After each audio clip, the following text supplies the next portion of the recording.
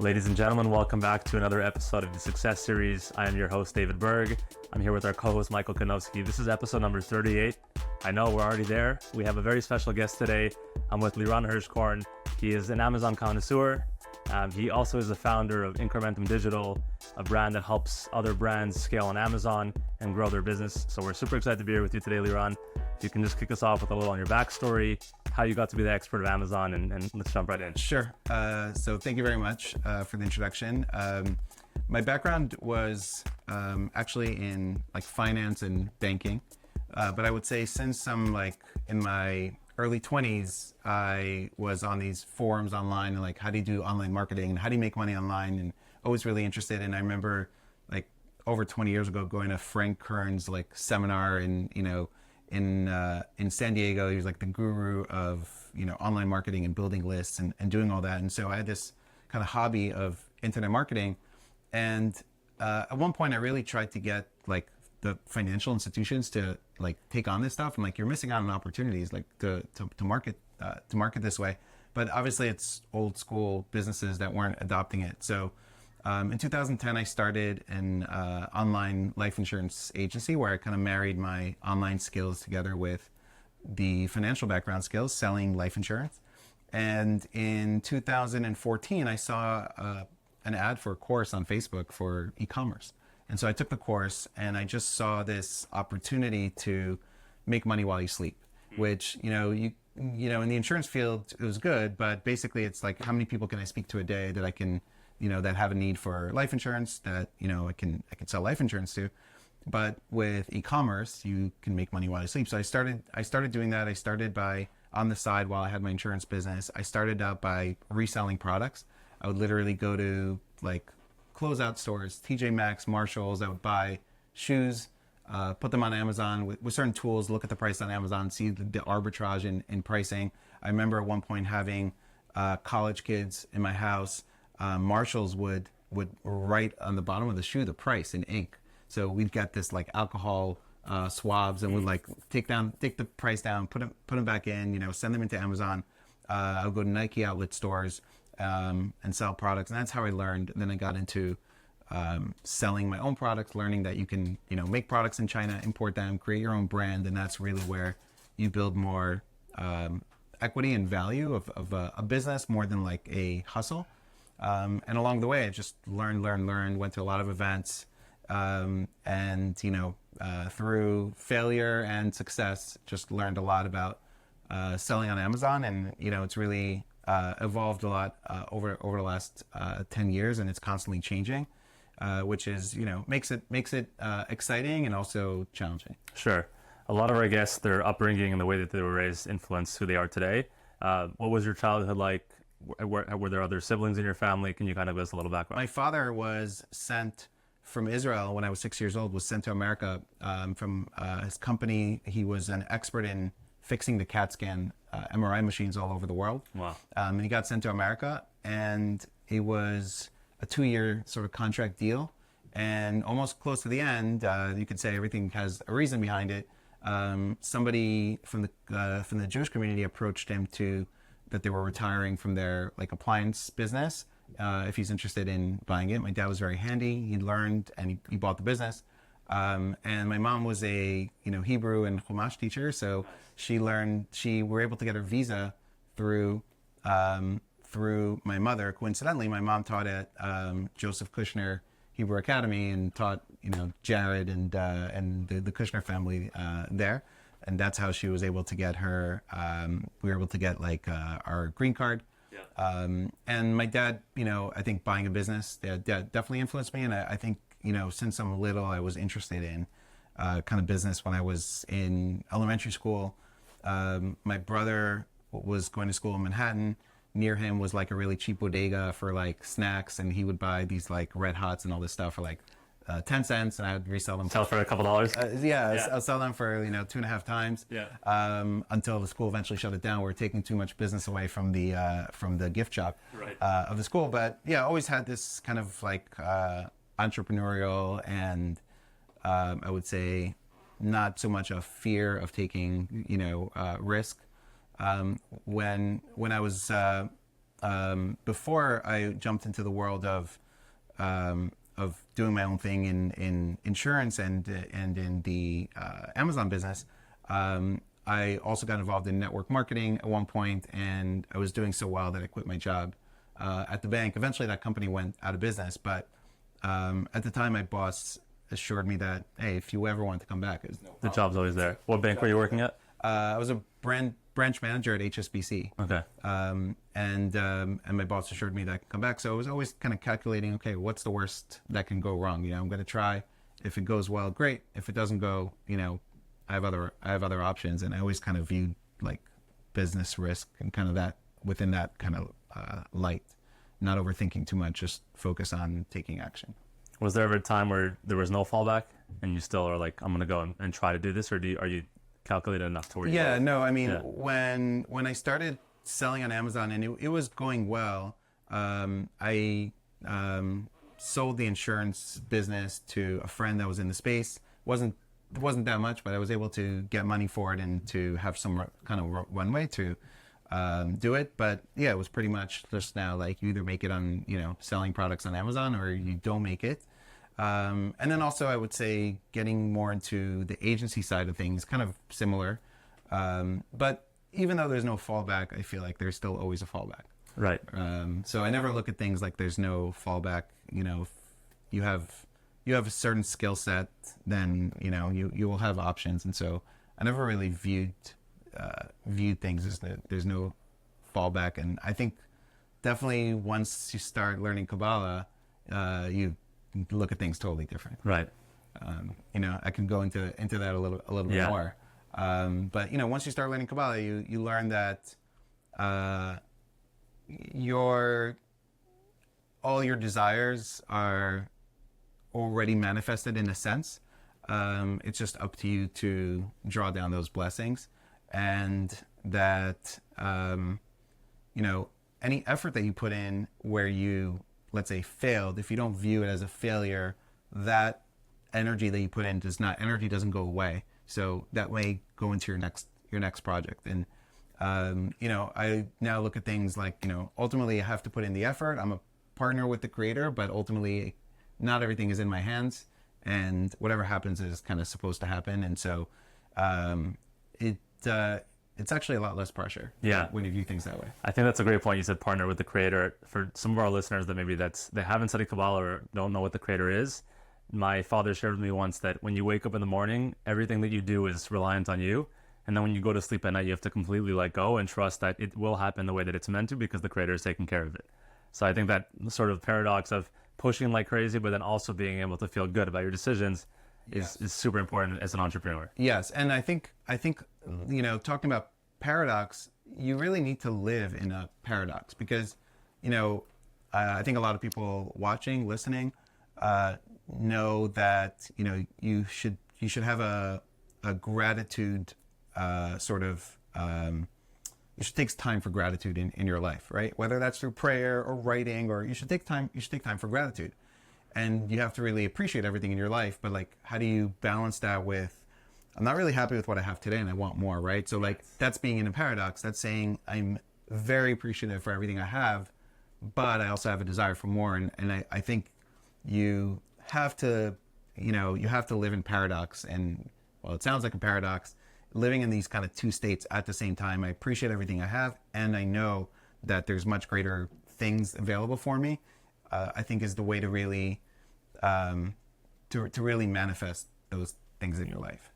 So I struggle with that often too, where thankfully I'm blessed with so many amazing gifts, but I always want more and my desire always builds. How do you manage being happy with the success that you've had thus far, but obviously wanting tremendous amount more for you, for your family, etc.?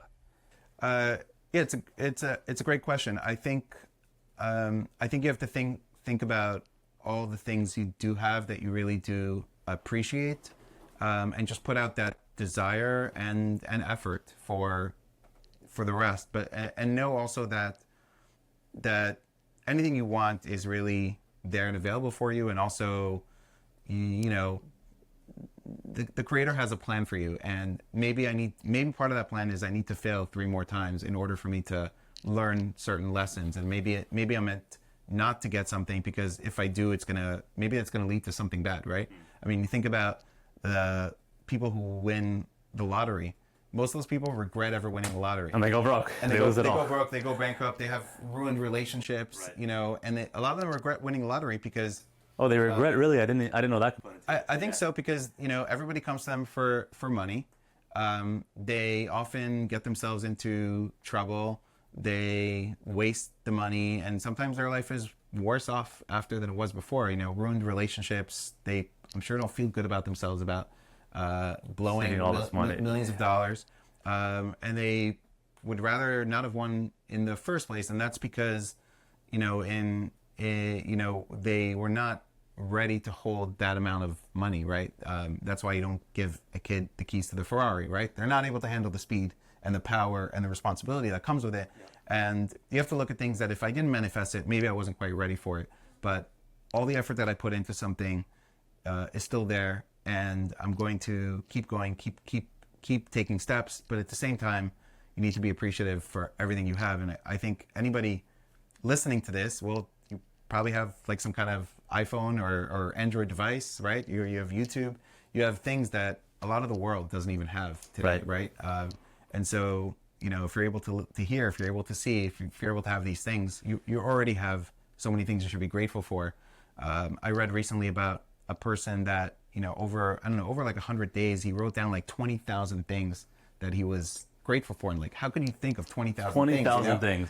But when you think about your fingers and your, you know, like every single part of your life and your family and like all these things, you really can come up with so much more that you're grateful for. But I think that's why you have to continue to stay in touch with things like that inspire you, because our human nature is to get away from that, and it's normal. And if I don't stay plugged into something that keeps me inspired, then yeah, I'll wake up in the morning and not remember that I'm grateful for something, right? You need to constantly be involved in listening to podcasts like this, or like just whatever you're drawn to stay grateful and, you know, and grounded. Right. I think the human nature is to fix it on one specific thing, and then if you don't have that one thing, then your life is horrible and you have nothing, right? It's like, for some people, it's, I just want my soulmate. Until I have that, I'm not happy. Right. I just want $1 million. I just want $10 million, whatever the number is, until I have that. And then all your other blessings are sort of eliminated. They don't even exist anymore. So what have you seen in the tools of Kabbalah that allow you to zoom out from just hyperfixating on the one thing you don't have and see the whole picture of it? Yeah, you know, I follow David Guillaume, and he has these great like reels on Instagram, and like I think he recently had something I saw that was about like, actually if you're kind of just in waiting mode, you know, it's just not a good energy to be in. Like once I have this, I'll be happy, sort of thing, right? Like it's not it's not really the state you should be in, and so I think being clued into this kind of way of thinking that you already have everything inside of you that should make you happy, and it should not be external things that make you happy. Of course, those external things are great, but if you're saying I'm not happy till I have this, then you're probably also not putting out the things that would attract that person, right? Because you're not happy. Right. And so how are you going to attract somebody that is happy if you yourself are not happy, right? So I think you have to work on yourself first. I think having a relationship with, whether it's a universe or a creator, you know, is very helpful too, because again, I think for me, it takes some of the pressure off. Like there is somebody there that you can talk to and that you can rely on, and that is not, that won't betray you, right?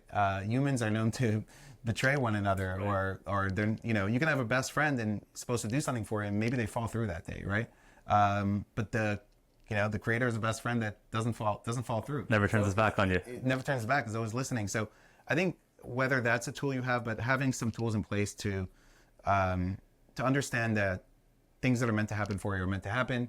Again, it's not sitting in a room, you know, and like taking on a vow of silence and no action. What do they call it? Vipassana? Yeah, you know, to just manifest things, I think you need to put in the effort, but I think it's also living in a state where you do have real, you know, gratitude for things, and you realize that in order to attract that thing, you You have to be in a high vibration state. And if you're in waiting mode, you're not in a high vibration state, and you're not going to be able to attract it. So you almost have to act as if, as if you already have it. As if you already have it, in order to really manifest it. I was telling you before we went on air, launched a product recently on Amazon.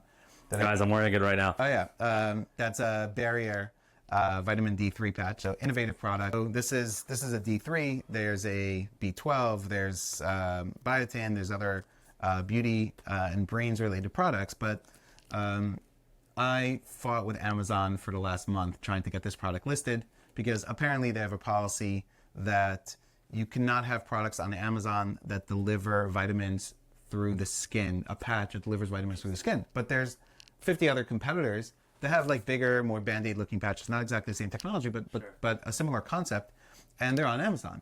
And I'm like, well, how's that possible? They're telling me this, and I had to fight for a month and figure out workarounds and whatever. And in the end, thankfully, was able to get it listed. But throughout the entire time of dealing with this challenge, my thought process was, if it's meant to be on Amazon, it'll be on Amazon. I'm going to do 1,000% effort. But, and I told the founders at one point, like, look, we may have to pivot and just go hard on the D2C site, because, I might not be able to get it. I'm having a lot, technically, it's against Amazon's policy, right? Technically, but throughout the entire time, my mindset wasn't, the creator, you have to let me get this done. It's like, if this is meant to be there, it'll be there. I'm going to put in the maximum effort. I'm going to try every single possible workaround. And thankfully, based on experience, I was able to get it done. But never was I angry about it, upset about it, or taking this stance that, if this is not going to go there, the brand's not going to survive, and all this stuff. So that really helps. And again, I think you're in a much better state of mind to actually get things done when you're operating that way.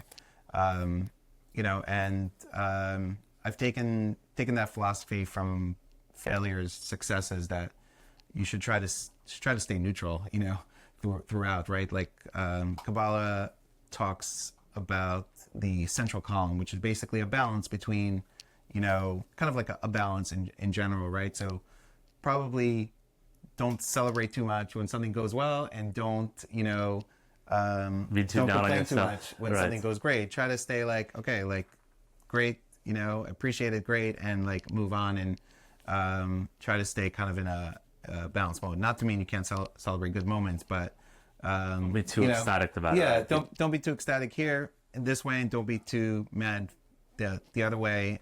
And what's meant to be will be, and you do kind of your share in the work. And I think that's the most anyone can ask for. I think also when it comes to a soulmate, I was married and divorced, and first time around. How young were you when you got married the first time? Very young. I was 21 years old. 21. Wow. And I got married, and I knew her for 5 years. So it felt like since I was like 17, so felt right. But obviously, if it wasn't for that, I wouldn't have gotten divorced and met my wife today, right? Or we just celebrated 15 years together. Wow, so, congrats. everything that's meant to be is meant to be. I like what you said, though. If you're waiting, you're not manifesting. That's like just a bite-sized piece for our listeners. To go to your work today, what are some of the biggest brands that you've worked with? And then what's the most money you've generated for them on Amazon in, let's say, like a project or in a single year?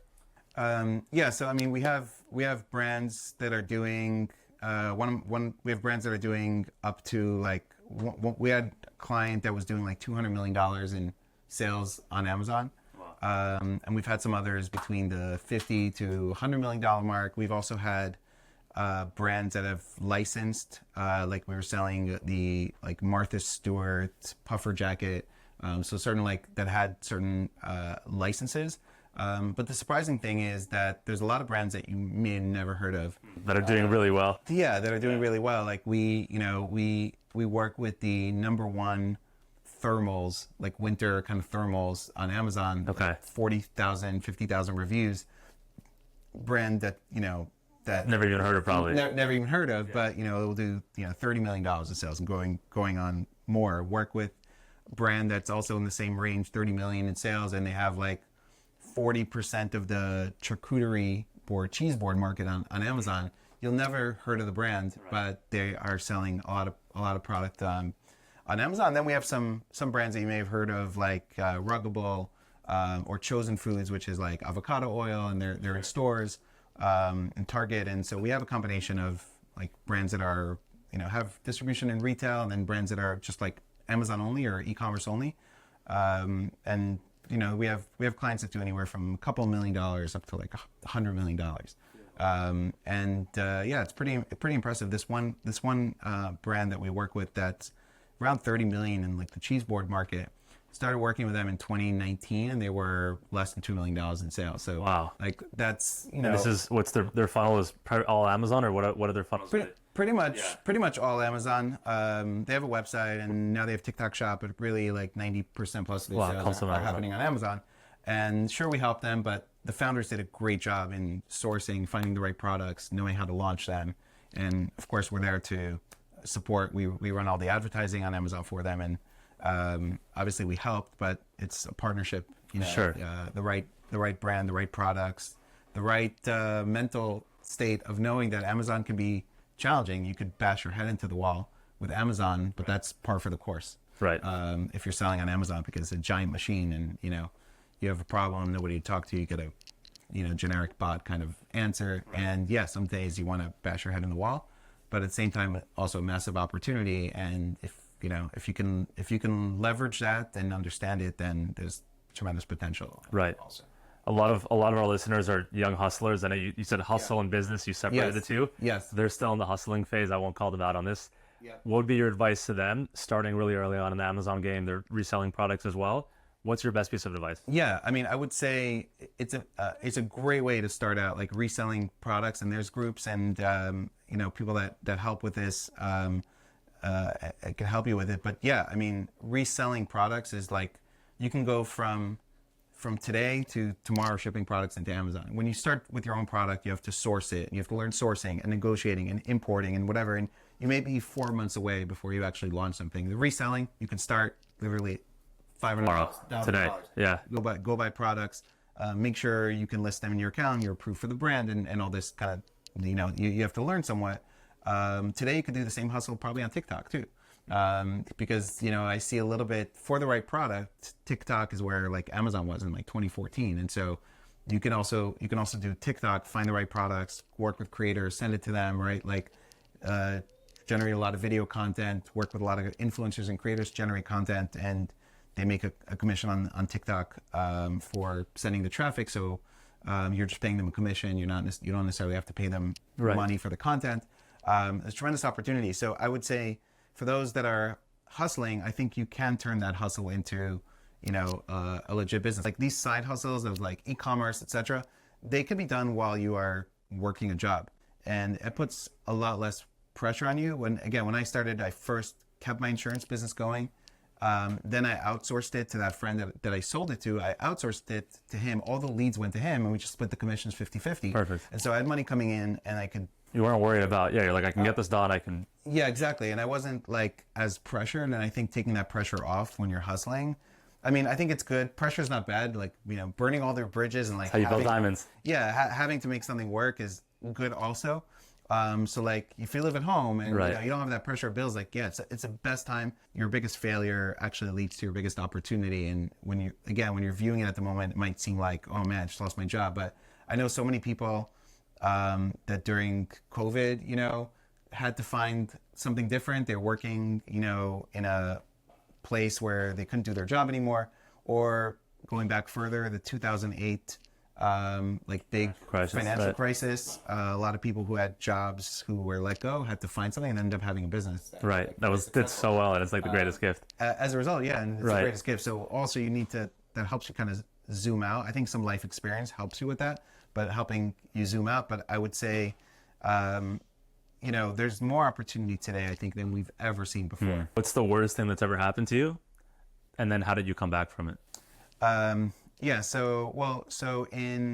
When I started my agency, I first had a partnership with two other guys that we had some like courses and training around Amazon, and I was mainly running this like agency side of the business, so I had a bigger stake in it.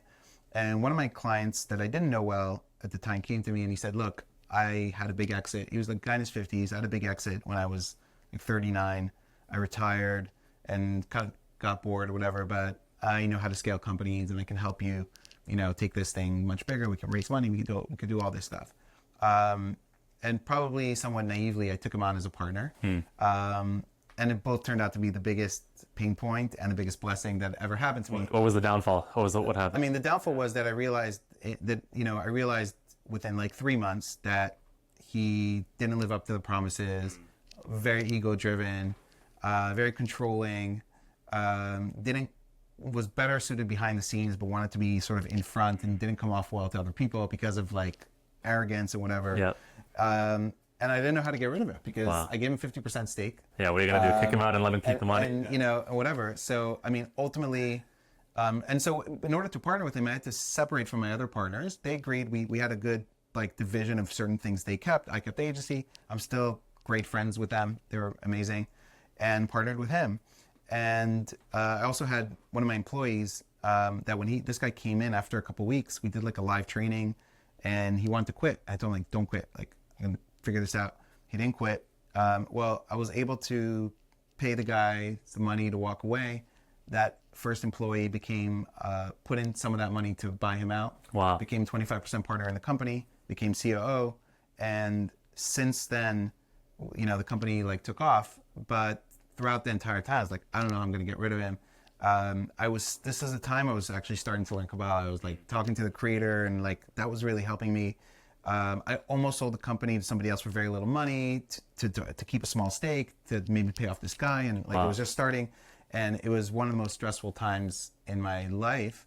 But if it wasn't him come into my life, I wouldn't have separated that. I wouldn't have had the partner, new partner, right? And everything else like went really well. And so I've really learned, and this is something you learn in Kabbalah too, that in the darkest time is actually where the most light is concealed. And that was a period of, and I had, thankfully, great support from my wife, who said to me, don't sell the business, like figure out a way to get Wow, she pushed you not to, which is... And she, she really supported me. And I had a good lawyer friend who, like, I already had an agreement with these people. And he said to me, look, if you sign this, I'm going to have you sign another document with me that I advise you not to do it. And so I had some, like, people looking out for me. Yeah. But, I was literally having panic attacks, like, sitting in this room. And not knowing, how I would get out of it. And somehow I did. But again, learning these lessons, I understand now that when I have a challenge, okay, it's just part of the process. And deal with it. And there's probably something greater that's going to be revealed. And that's kind of the message I give to my team. When we have a challenge, it's, every time we have challenges, at the end of it, things get better. And like taking this kind of mindset, I think, to your team and to your business and to your company, is really strong. In fact, I had David Guillaume come and do like an hour session with the whole company. Really? How many members are there? About 65 people. Wow. He did a Zoom session, and just to give some context, Kabbalah people view as Jewish, like it's wisdom from thousands of years ago. Right. I have Muslims on my team, Christians, everything, and they by far said this was the best meeting we ever had in the company. Seriously? Yes, it was, so I think bringing in these concepts to everything you do in life, even into a business where, it's when you have a loss, you need to be upset and like, whatever, but like, that's not the stance that we really take. We take the stance of like, okay, that means there's like opportunity coming. Right. And we have to take the right action steps. And that also, I think really helps guide like the kind of thought process and, action steps to take in every area of your life. Right. The last question we'll ask, we ask this all our guests. If you could go back to your 13, 14-year-old self, what's one piece of advice you'd give him? I would say, I would probably say to not to worry as much. Everything will be okay. I think especially for a teen trying to figure out your place in the Brutal world. time. Very hard time. What you're gonna do in life, like where like just like how things are gonna turn out for you, and friends and like social and like a bunch of other things. But I would say like everything will be okay. One, also like sort of following Tony Robbins for years and going to his UPW events and also his Date with Destiny, which is like very intense 5-day event. One of the key things he always says is like, this too shall pass, right? Like whatever you're going through is not permanent. And that's kind of like the advice I would give anybody. Like it's not permanent, it's temporary, and everything passes. And with that mindset, I think it's easier to overcome challenges. Beautiful. Liran, thank you for being on. Thank you. It was an absolute Thank you for pleasure. having me. Guys, thank you for tuning in. Episode number 38. Our next episode, Real Estate Mogul. We'll see you guys there.